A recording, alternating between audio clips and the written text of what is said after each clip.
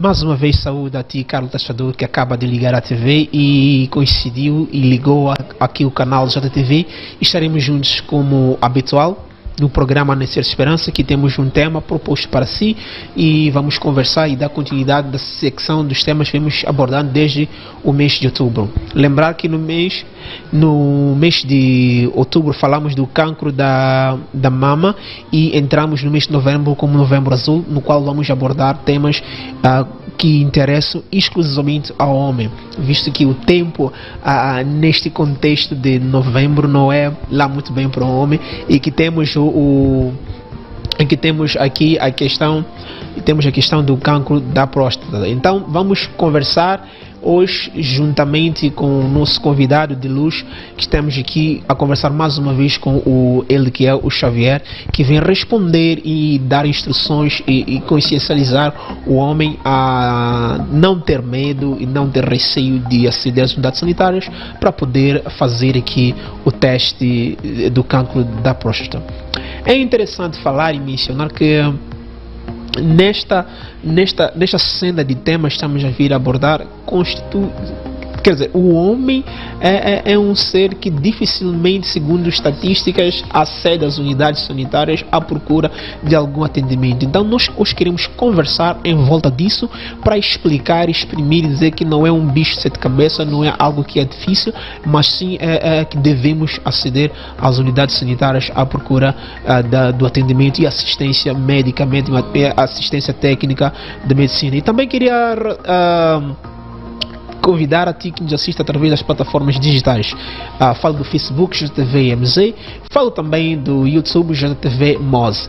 Compartilhe o link porque assim irá salvar vidas. Assistimos a cada dia que passa acidentes de viação, assistimos problemas que vão acontecendo no nosso dia a dia. Mas quero fazer um desafio que, se tomamos consciência, iniciativa de podermos prevenir, porque o homem prevenido vale por dois, assim que é, o homem prevenido sim vale por dois, então vamos prevenir, porque há coisas que podemos prevenir e remediar. Então convido a ti a permanecer na cadeira por aproximadamente 1 hora de tempo e juntos estaremos a conversar em volta disso. Desde já passo a palavra aqui ao meu convidado que estará connosco aqui a conversar, o Xavier. Mais uma vez, obrigado por teres vindo aqui ao nosso estúdio para juntos conversarmos em volta desse tema. Desde aqui a oportunidade de saudar o torcedor lá em casa e para podermos começar com a nossa conversa. Saudar a ti primeiro, Simeão, muito obrigado pelo convite e parabenizar mais uma vez a JTV pelo trabalho que tem feito. Saudar o pessoal lá de casa. Estou aqui mais uma vez, é uma honra estar neste programa para falar sobre este tema que é de interesse público. Portanto, estou aqui para esclarecer algumas dúvidas e esclarecer alguns mitos que eu tenho visto através das redes sociais. Então, vocês aí em casa fiquem ligados, porque eu estou aqui para esclarecer isso. Certo. Quando falamos de Novembro Azul, que imagem devemos ter de Novembro Azul no seu todo? Novembro Azul, sob meu entender, devia ter uma mensagem ou uma imagem mais virada para a mentalidade, porque tudo baseamos-nos na mentalidade. Se a nossa mentalidade é fraca ou medíocre, claramente que as outras coisas não iremos aceitar. Então, eu acho que o Novembro Azul, como é dedicado ao homem, assim que foi feito, né? Tem o Outubro, que era rosa, dedicado à mulher. Então, mais uma imagem virada à consciência do homem. Certo. Novembro Azul. Surge Novembro Azul como um mês dedicado à atenção exclusiva ao homem, por causa de um problema que afeta exclusivamente, ou na maior parte das vezes, eu prefiro assim dizer, ao homem. Falamos do cancro da próstata. É o assunto que iremos abordar no dia de hoje. Em linhas gerais, o que vem a ser o cancro da próstata? Primeiro dizer que a próstata só é encontrada no homem. A mulher nunca teve próstata, né? Deixando as outras orientações sexuais e tal, esses outros gêneros, mas também a falar do gênero masculino e feminino. Só o homem é que sempre tem o cancro da próstata, porque o homem é que tem a próstata. Então, falar do cancro da próstata é muito importante, antes de falarmos do cancro da próstata, saber o que é a próstata em si, onde é que está localizada e qual é a função no homem, porque muita gente lá de casa, creio eu, que ainda não sabe. Então, estou aqui para esclarecer isso e depois dar o conceito geral. Então, a próstata, não sei se podia me colocar aquela imagem para eu poder melhor elucidar para o pessoal lá de casa. Eu agradeceria aqui. Exato. Então, posso me levantar? Então, a próstata neste caso é esta estrutura ou este órgão que a gente encontra nesta região. Ela está localizada na pelvis, logo abaixo da bexiga e em frente do canal retal, que é esta estrutura que está aqui. E aqui encontramos o ano. Então, a próstata é essa estrutura logo abaixo da bexiga e em frente do canal retal. Portanto, esta é uma glândula que faz parte do aparelho reprodutor masculino. Esta glândula tem a função de produzir um líquido prostático que serve para lubrificar a uretra que passa no seu interior. Porque sabemos que a uretra passa o sêmen e os espermatozoides. Para além disso, também a urina proveniente da bexiga. Então, devido a esta comunicação, diria que um ser, neste caso Deus, criou esta glândula para permitir que haja lubrificação deste canal, para que não haja a morte dos espermatozoides que mais tarde irão fecundar a mulher e gerar crianças. Portanto, esta estrutura, associada com as outras estruturas vesículas seminais, produzem aquilo que se chama de sêmen, que irá permitir que haja locomoção dos espermatozoides até o canal vaginal. Então, em linhas gerais, cancro da próstata seria um crescimento anormal e desordenado das células desta glândula. Portanto, qualquer distúrbio que levasse esse crescimento anormal e desordenado, que crescesse mais do que o normal do tamanho desta glândula, iria levar, consequentemente, a este distúrbio, que nós chamamos de cancro da próstata.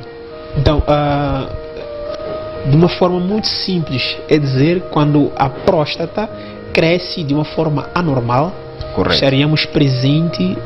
teríamos um caso de cancro. Não necessariamente cancro. É necessário clarificar que existem várias patologias que podem ocorrer a nível da próstata, mas estamos a falar do cancro, dos tumores, sim, especialmente o cancro. Existe uma patologia benigna chamada neoplasia benigna da próstata, então, que pode ocorrer aqui, mas não é considerada cancro, devido à sua maneira, como ela se comporta a nível desta glândula. Então, cancro seria aquele tumor que cresce e que depois de um tempo espalha-se pelo corpo, e aí já não tem volta. O paciente irá ser submetido a cuidados paliativos esperando o dia da morte. Portanto, neste caso, o tumor benigno, a neoplasia benigna, também ocorre, mas só que ela não se espalha no organismo. Então, a necessidade de haver esse rastreio precoce do cancro é para evitar que se descubra que o indivíduo já tem cancro numa fase terminal. Então, porque estas duas podem ocorrer ao mesmo tempo, a neoplasia benigna e o cancro. Antes de abordarmos aqui a questão que toca do rastreio, correto, que iremos abordar no final, gostamos de entender mais um pouco. Já vimos aqui em linhas gerais o que é a próstata e qual é a sua função principal, e gostamos de entender como é que surgem então os sintomas, os primeiros sinais da existência do cancro da próstata. Primeiro dizer, os sintomas não surgem logo na primeira fase, isto é, por isso há necessidade de fazer o rastreio o mais cedo possível, dependendo das diretrizes de cada país, a idade que pretende fazer o rastreio, mas quanto mais cedo, melhor para o paciente. Então, numa primeira fase é assintomático, e quando começa a surgir os sintomas, já se encontra no estadio 3 ou até 4, aí já não tem muita... Então, em linhas gerais, temos quantos estadios? Temos 4 estadios. O primeiro seria? O primeiro, vou mostrar as imagens. Exato, pode passar.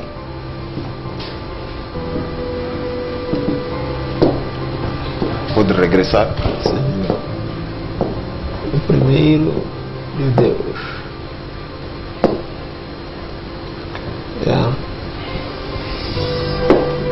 Exato. Temos aqui. Estes são estadios. Numa primeira fase, encontramos um crescimento minúsculo. Este crescimento é basicamente essa estrutura que a gente consegue ver aqui, semelhante a uma semente. Então, é minúsculo. Esta é a fase adequada para a remoção ou a cura deste tumor. Irá se remover toda a próstata. No estadio 1? No estadio 1. Mas também pode ser feito no estadio 2 e em algum momento no estadio 3. Mas eu explico isso. Então, numa primeira fase, temos aqui o crescimento anormal das células que estão localizadas apenas na glândula, neste caso na próstata. Numa fase 2, já temos espalhada quase por toda a glândula. E numa fase 3, no estadio 3 neste caso, já temos invadindo as estruturas vizinhas, neste caso as vesículas seminais. Em algum momento pode invadir a bexiga e pode se tornar complicado para operar. Mas se invade outras estruturas confinadas apenas a próstata, vesícula seminal e tal, é possível operar. Já no estadio 4 não é possível, porque já se espalhou pelo organismo. Aí já começa com apresentações de dor óssea, cansaço, emagrecimento. Já é uma fase de quimioterapia, isto é, um tratamento baseado em cuidados paliativos, esperando o dia da morte. Assim. No estadio 4 já não temos... Aqui não tem volta, aqui não tem solução. Por isso urge essa necessidade de fazer o rastreio o mais cedo possível, para evitar que as pessoas sejam descobertas neste estadio ou neste estadio, porque já começam a surgir os sintomas. Então, quais são os sintomas? Podemos voltar, podemos ir à imagem, exatamente esta imagem. Então, aqui temos uma próstata normal e aqui temos uma com hiperplasia. Seja um cancro ou um tumor benigno, irá se apresentar mais ou menos desta forma. Então, quais são os sintomas? Os sintomas são divididos em 3 grupos. Temos os sintomas de enchimento, os sintomas de esvaziamento e pós-miccionais, ou quando o indivíduo urina após urinar. Neste caso, o enchimento que se refere é da bexiga. Então, estamos a falar dos sintomas de enchimento. O indivíduo terá dor a nível do baixo ventre, uma vez que a bexiga está sempre com urina. Os rins estão a produzir sempre a urina e isso vai fazer com que incha a urina, vai causar dor. Consequentemente, esta dor irá fazer com que o indivíduo faça uma pressão a nível da parede abdominal na tentativa de querer urinar. Isso vai agravar mais a dor. E para além disso, terá uma necessidade imperiosa de urinar. E do nada ele pode levantar, pretende urinar, estou muito apertado. Isso pode acontecer. Depois tem os sintomas de esvaziamento. Estes sintomas são referentes a quando o indivíduo pretende urinar. O indivíduo terá um jato urinário de baixo calibre, isto é, o teu jato urinário já não será com muita força, será com baixa força. Para além disso, terá a necessidade de querer urinar variadas vezes, ou se estiver a dormir, pode tentar urinar mais de 3 vezes durante a noite. Também aumento da frequência urinária. Se eu estivesse aqui com uma hiperplasia benigna da próstata ou um cancro, teria a tendência sempre de sair à casa de banho, e se chegasse lá não voltaria satisfeito, tentaria urinar, ia urinar um bocado, isto iria urinar com muita dificuldade, ou se calhar só iria gotejar e voltar a sentar. Mas como os rins estavam a produzir mais urina, a necessidade é sempre de ir à casa de banho e a necessidade nunca passa. Então, pós-miccionagem é aquela sensação de urinar e ainda sentir que existe alguma coisa. Eu pretendo mais urinar. E para além disso, há gotejamento. O indivíduo urina, mas não consegue se segurar. Ao andar o tempo, passa com as calças molhadas, porque está sempre a urinar-se, porque tem a tendência de gotejar, a bexiga já está cheia, então sempre há uma força, a tendência de expulsar a urina. O indivíduo já perde os controles dos esfíncteres urinários. Isso vai fazer com que o indivíduo fique sempre a cheirar urina. Esses são os sintomas que podemos São os sintomas que pode se encontrar. Agora, voltando um bocadinho atrás, tem a passagem dos estágios ou dos estadios do cancro da próstata. Gostaria de perceber qual é a diferença fundamental de cada um deles, que difere um estágio do outro. Exatamente. Estes estágios Pode voltar à imagem. Sim, A diferença fundamental. a diferença fundamental é baseada nos sintomas. Mas nem sempre podem dar esses sintomas, porque numa terceira fase pode apresentar os sintomas semelhantes à da segunda fase. Vai depender do local onde é acometido.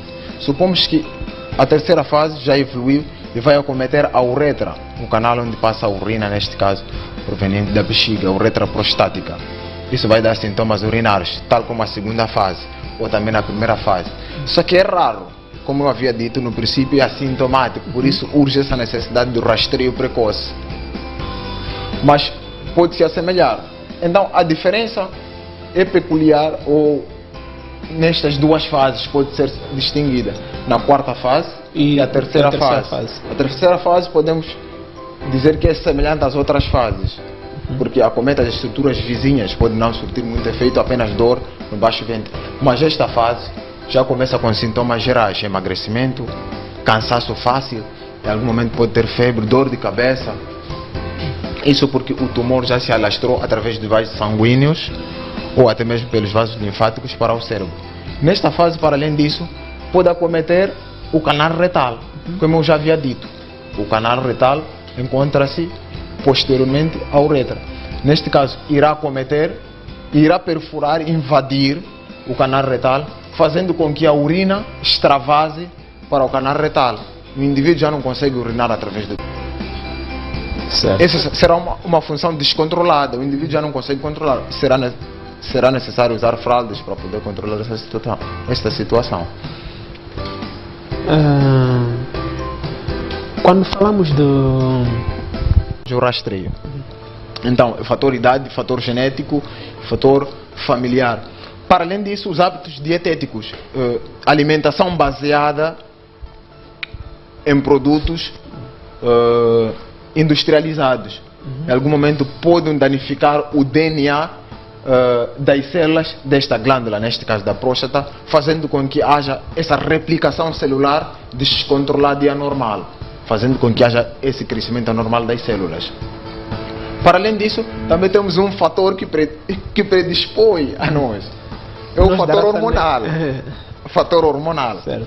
Este fator hormonal é a testosterona, que faz com que estas células cresçam através da hormona. Livros que ensinam e mostram que a raça negra também está muito sujeita a sofrer de uma forma da câncer da próstata. O que tem a dizer acerca disso?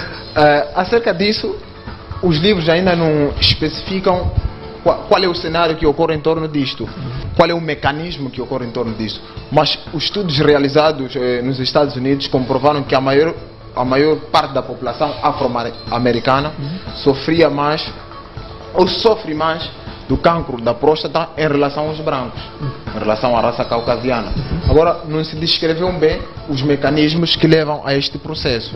Sim, pelo que eu li, ainda não encontrei uma justificação plausível para essa afirmação. Exatamente, para estar a juventude. Aí estamos numa fase frenética em que, quando consumo, para além disso, também acidentes rodoviários são precipitados por este fator. Consumo excessivo do álcool potencializa este processo de replicação anormal e danificação do DNA.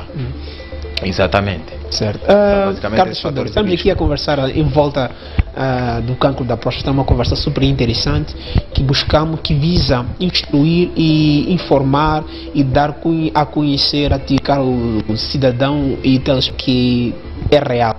Embora não se fala muito, mas é um problema muito real e escolhemos este dia de hoje para lhe trazer essas informações de forma que fique informado a poder prevenir e conhecer o problema e poder de uma forma simples prevenir. Então, nós vamos conferir nosso primeiro intervalo e voltamos já. Qualquer questão que tiver, coloque lá e nós iremos responder isso no segundo bloco.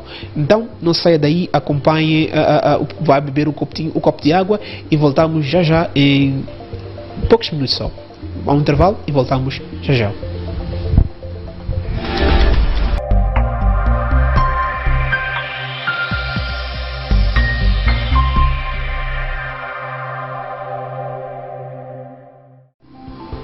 Estamos de volta depois do nosso primeiríssimo intervalo e, por sinal, o único intervalo que temos neste programa Nascer da Esperança. Acredito que deu tempo de correr e beber um copo de água e já está com o corpo mais relaxado para poder dar continuidade a este programa. Para si que acaba de ligar a TV e já, então fica a saber que estamos a falar em volta do cancro da próstata, um problema que é real, e escolhemos o mês de novembro para poder falar dele e falamos daquilo que é a própria próstata em si, explicamos os estágios em que o cancro evolui, tanto do cancro do tumor benigno e maligno, e falamos também dos sintomas da mesma. Vamos dar continuidade até no segundo bloco, e prometemos que teríamos com as linhas abertas para conseguirmos conversar e tu entrares em contato conosco e nós conversamos e satisfazemos as inquietações que tu tens desse lado daí de casa, caro telespectador. E sem fugir à regra, como já é sabido por todos os que acompanham o programa Nascer da Esperança, o WhatsApp que temos disponível para si é o 84 36 60 136, e temos o telefone móvel que pode ligar para nós, que é o 84 888 9393, e também a plataforma digital Facebook, que é JTV MZ, e também temos para o YouTube JTV MOS, que pode usar e poder entrar em contato conosco aqui no nosso estúdio. Peço já à redação a realização para colocar no rodapé o contacto que pode usar para poder entrar em contato conosco. Estamos aqui, vamos voltar aqui com a questão que estamos a abordar no bloco passado, que já havíamos falado muito dos fatores de riscos e também mencionamos em linhas gerais aquilo que são algumas dos fatores de risco. Mencionamos o álcool como um dos catalisadores para o surgimento do cancro da próstata. E assim sendo, quero chamar a atenção a ficar bem ligadinho à TV, a acompanhar esta programação, porque é uma programação que promete trazer informações que para salvar vidas. Lembre-se que um homem prevenido vale por dois. Então, vamos voltar aqui. Xavier, no bloco passado falamos aqui dos fatores de riscos que nós temos que ter em consideração, e mencionamos o álcool. Acredito que nos programas passados falamos nos programas. Temos indicação de uma chamada em linha. Boa tarde, telespectador em linha. Com quem temos o prazer de falar e de onde está a assistir? Tá sim, boa tarde, caro telespectador. Tá sim, boa tarde, caro telespectador. Com quem temos... Opa, caiu aqui a chamada, e insista, ligue e participe no programa. Estamos aqui para poder responder. Num dos programas passados, quando falamos das doenças cardiovasculares, mencionamos... Temos indicação de mais uma chamada em linha. Boa tarde, caro telespectador. Com quem temos o prazer de falar e de onde está nos assistir? Alô, tá sim, boa tarde.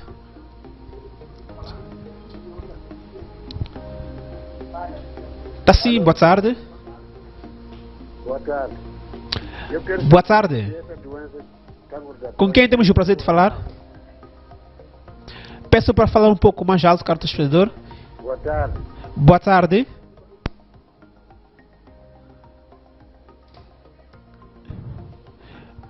Peço para falar, pode deixar a sua inquietação.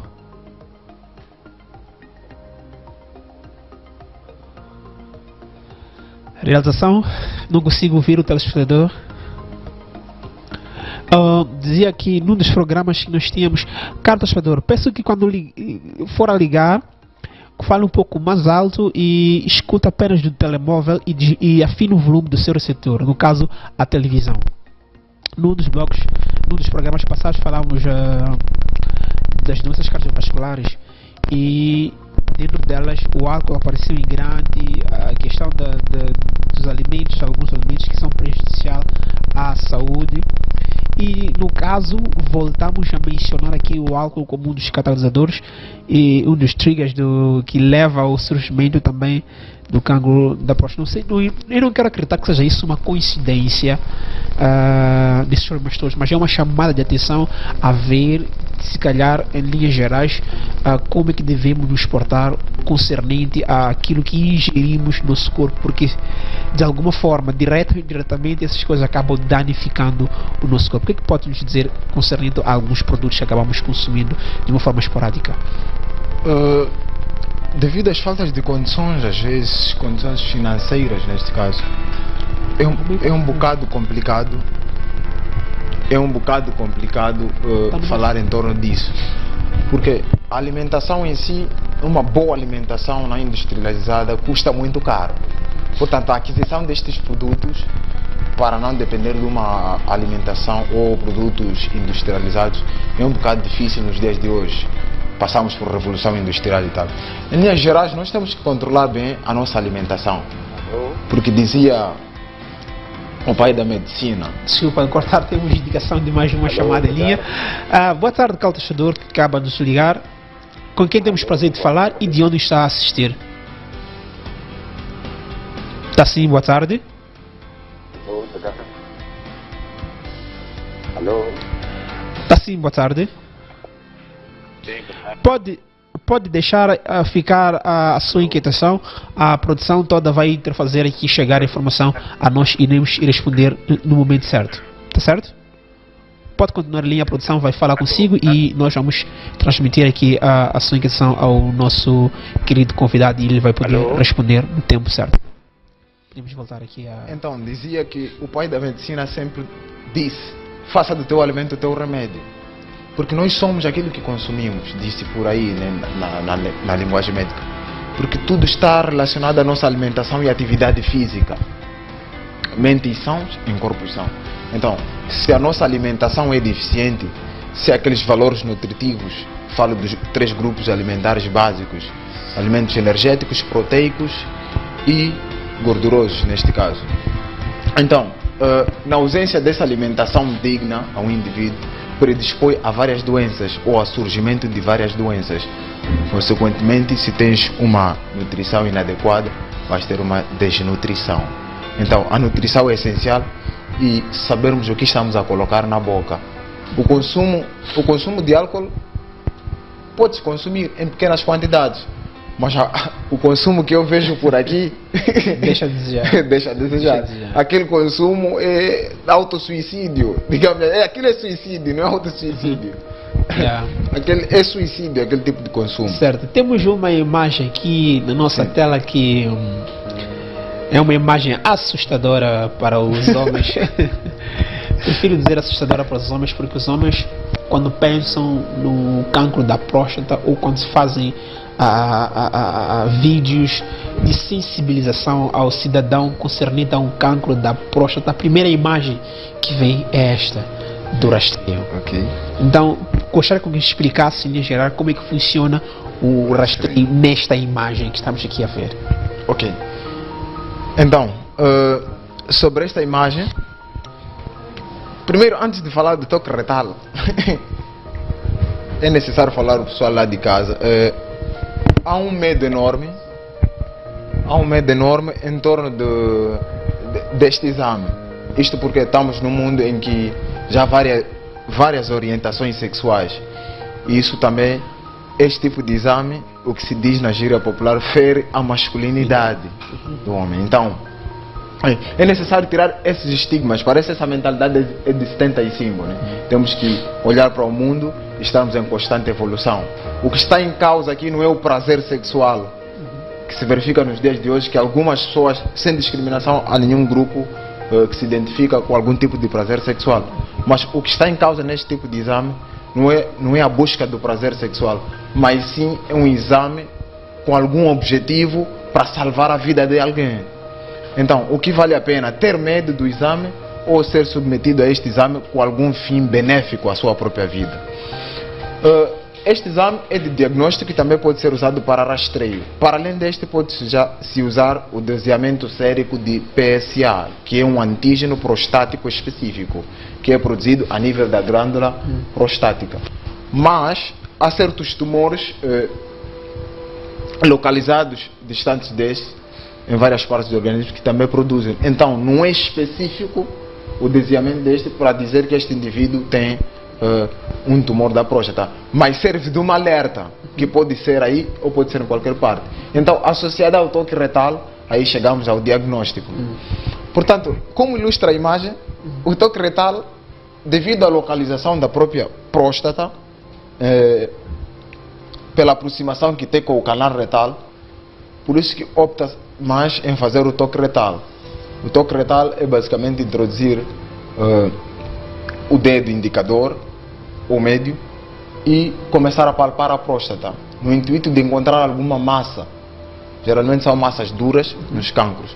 E devido à experiência do médico, irá palpar e com o exame de doseamento sérico de PSA, aí irá se chegar a um diagnóstico e pode ser submetido a uma cirurgia ou radioterapia ou quimioterapia, se for um tumor menor, e assim o paciente curar.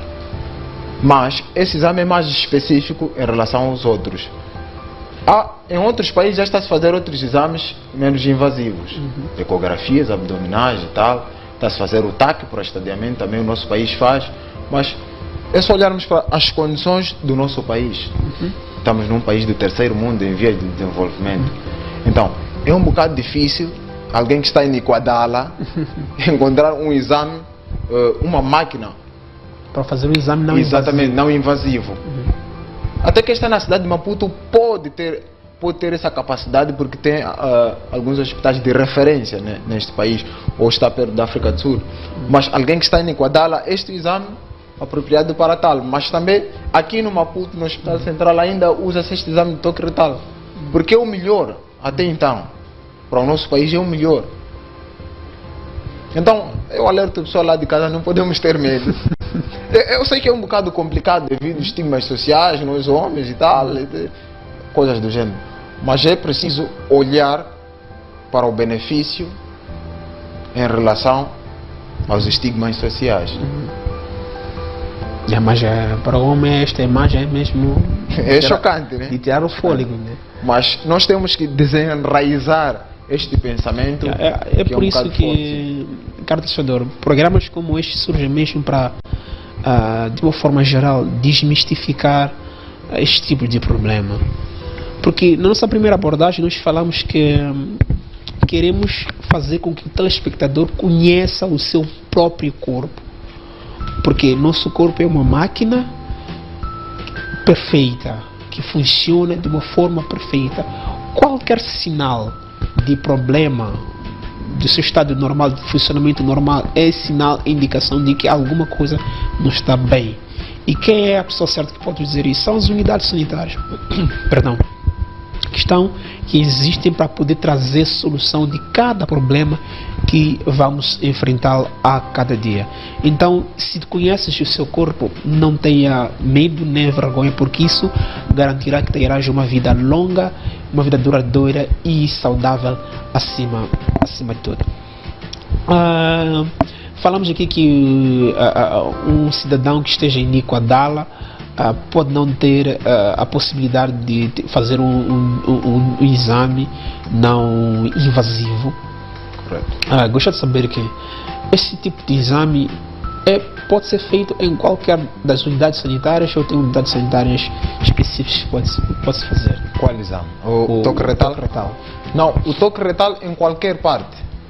Mesmo se eu estiver lá no Niassa, onde Judas perdeu as botas, digo assim, lá numa terra escondidinha e tal, se são unidades sanitárias de referência, eu posso fazer e diagnosticar até que este indivíduo tem um tumor. Aí será difícil dizer se é um tumor benigno ou maligno, mas pelo menos eu já tenho um ponto de vista que este indivíduo tem algum problema a nível da próstata. Tem uma massa que está a crescer a nível da próstata. O que vai nos dizer se estamos perante um tumor ou um cancro, neste caso o tumor maligno, será a biópsia, que irá se fazer numa unidade de referência, seja hospitais provinciais, que mais tarde enviam as colheitas para unidades para tal, e depois disso, se este indivíduo tem um tumor benigno ou maligno, será a biópsia, mas pelo menos o toque retal dá-nos a entender que este indivíduo tem algum problema, que tem uma massa que está a crescer. Certo. Quanto quando vamos nessa cena na conversa em volta do do toque retal. Qual é a periodicidade que se deve fazer o teste? E começar com qualidade. Lembrando que já havíamos abordado no início que dos 40 a 45, mais tardamente podíamos começar. Qual é a periodicidade para quem já começou a fazer o primeiro teste? Qual é a periodicidade que se deve fazer? Como eu havia dito, este tipo de exames, como tal, a idade do rastreio irá depender das diretrizes de cada país. Então, o aconselhável é fazer, pelo menos no nosso país, de 1 em 1 ano, até mais ou menos os 60 anos, e depois daí pode-se começar de 6 em 6 meses. Para se fazer. Exatamente, para se fazer o rastreio. Porque quanto mais cedo descoberto, melhor para o estadiamento do paciente, melhor para o tratamento do paciente. Quanto mais tarde, pior para o paciente. Exatamente, então a periodicidade é mais ou menos essa, mas em outros países pode alterar essa periodicidade. Isso depende das diretrizes. Para quem tem o cancro, de alguma forma ele pode afetar a vida sexual do paciente? Sim. O problema pode afetar? Pode afetar. Em algum momento, pode ser. Em algum momento, acho que não cheguei a falar sobre isto. Em algum momento, o indivíduo pode ter sangue na urina. Sangue na urina é também um dos sintomas que pode despertar a atenção do indivíduo. Para além disso, é sangue também na esperma, no sêmen neste caso. Esta patologia pode se manifestar da pior forma no sexo masculino, que é a disfunção erétil. Exatamente. Pode ser uma das manifestações e ser descoberto no hospital, já numa fase mais avançada, já não se pode fazer nada. Mas para além disso, o tratamento em si, de uma fase mais avançada, a possibilidade do indivíduo ter mais uma neoplasia benigna ou maligna, porque já remover a próstata, pode ter cancro de outras coisas, ou tumores de outros órgãos, mas nunca mais terá da próstata. Portanto, a remoção desta estrutura anatômica, neste caso deste órgão, pode levar também a alguns casos como a disfunção erétil. Para além disso, pode levar à infertilidade do sexo masculino, uma vez que eu já havia dito que os espermatozoides passam pela próstata também. O líquido em si, que lubrifica o canal da uretra, já não terá. Portanto, os espermatozoides, quando irão passar por aqui, podem morrer devido à acidez da urina. Então, exatamente, quando perder a vida, não chegar a fecundar na sua parceira. Portanto, mas esta fase em que fica em jogo aqui a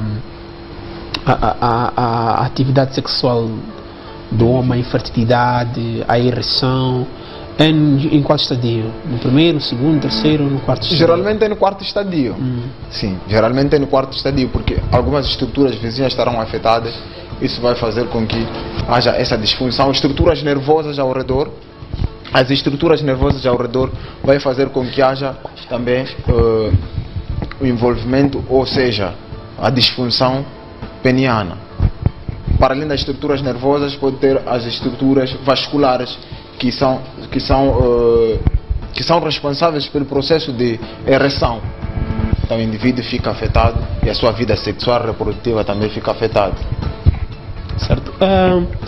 Temos aqui algumas perguntas dos telespectadores. Correto. Temos o Nando que nos liga, que fez a questão,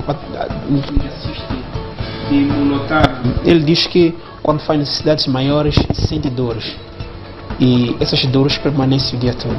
Eu pergunto o que é que pode vir a ser isso. Neste caso, o que eu aconselho, pelo que ele disse, o que me veio à cabeça não é o tumor da próstata, nem o cancro da próstata. Temos que olhar pelos hábitos dietéticos ou os hábitos alimentares do indivíduo. Neste caso, o Nando, deve olhar bem os seus hábitos alimentares. Isso está mais para um problema hemorroidário do que para um cancro da próstata. As suas fezes, creio que são mais duras. Isso faz com que haja uma distensão do canal retal, este canal, e faz com que haja esta dor. Porque este canal retal, a nível do ânus, é ricamente inervado e facilmente há dor quando as fezes são mais duras e pode durar todo o dia. Portanto, eu aconselho a ir procurar um coloproctologista para poder avaliar esta situação. Vai mesmo no HCM ou uma unidade sanitária mais próxima.